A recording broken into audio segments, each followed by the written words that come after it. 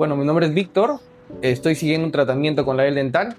Vine por un problema de bruxismo, tenía problemas al momento de morder. Mis dientes estaban uno encima del otro y no me permitía masticar bien y me daba cuenta que poco a poco se iban desgastando mis dientes.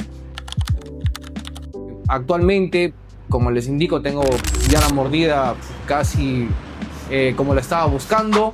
Y de alguna forma, también de manera indirecta, el mal hábito que tenía de morderme las uñas se han ido quitando. Mis uñas están tomando forma, que no ha sido parte del tratamiento, pero de manera indirecta ha sido un beneficio para mi salud. Bueno, de un inicio sabía que el tratamiento iba a ser un poco largo.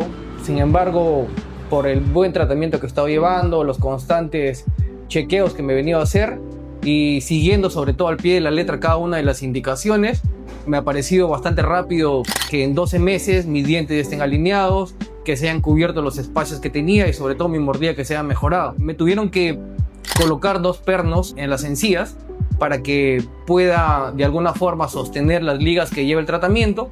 No ha sido doloroso ni incómodo durante el tratamiento, un poco sí ha sido de adaptarse al momento de cepillarse los dientes, de hacer la limpieza, que por los mismos objetos que llevan dentro de la boca se ha complicado un poco, sobre todo en el inicio, pero ya a medida que pasan los meses vas agarrando como un hábito esta limpieza nueva con estos elementos que tienes en tu boca.